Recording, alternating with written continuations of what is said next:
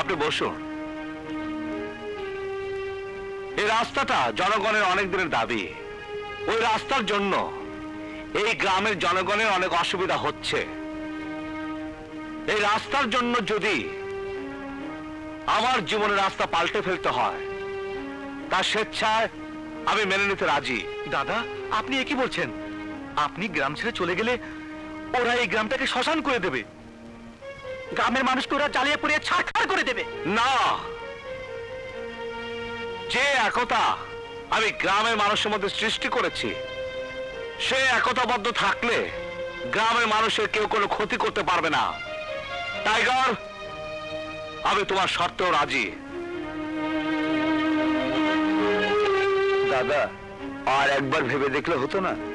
না টিউনো সাহেব, মানুষের কল্যাণের জন্য যদি আমার যাওয়াটা মঙ্গল হয়, তবে তবে আমি তাই করব। আপনি দলিলে সই করা। যান, সই নিয়ে আসুন।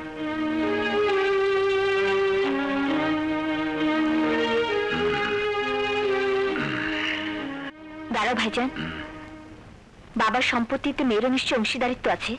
অবশ্যই। আমাদের অন্যান্য জমি থেকে প্রয়োজনীয় সবটুকু তোর নামে লিখে দেবো। ও, তাহলে এখানে আমারও সইয়ের প্রয়োজন আছে, তাই না ভাইজান? হ্যাঁ, অবশ্যই আছে।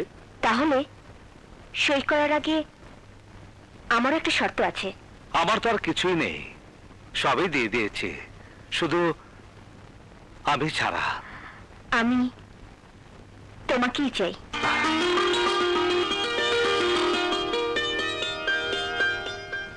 আমার জমির অংশ আমি স্বেচ্ছায় দিতে রাজি আছি, যদি দাদা স্বেচ্ছায় তাকে আমার কাছে অর্পণ করতে রাজি থাকেন। আপনার কথা স্পষ্ট করে বলুন। আমি দাদাকে বিয়ে করতে চাই। খান বাড়ির সাথে চৌধুরী বাড়ির কোনো সম্পর্ক হতে পারে না। খান আর চৌধুরী বিরোধ বংশ পরম্পরায়, সেখানে কোনো মিল হতে পারে না। হাসুর আসো, তোমরা শান্ত হয়ে বসো।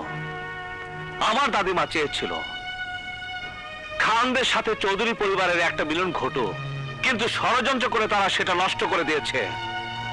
আমি আবার সে শান্তি ফিরিয়ে আনতে চাই। যদি নীলার সাথে আমার বিয়ে খান পরিবার আর চৌধুরী পরিবারের সাথে মিলন ঘটায়, তাহলে আমি বিয়েতে স্বেচ্ছা রাজি।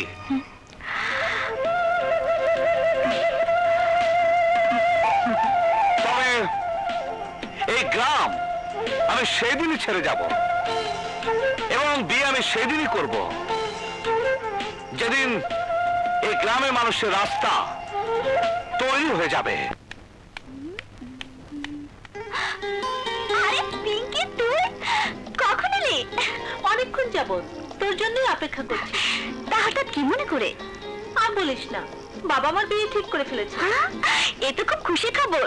তা বিয়েটা হচ্ছে কার সাথে? তুই তাকে ভালো করে চিনিস, আমার মামাতো ভাই আর বাজের সাথে। যাক, অবশেষে ভালোবাসা মানুষকে ঠিকই আপন করে নিতে পারলি। এখন তুইও রাজুকে আপন করে নে। রে, তোরা কি নিয়ে আলাপ করছিস? দাদি জানো, পিঙ্কি না বিয়ে হয়ে গেছে। হ্যাঁ দাদি, আগামী শুক্রবার আমার বিয়ে। শিউলিকে কিন্তু অবশ্যই যেতে হবে। আচ্ছা আচ্ছা, যাবে।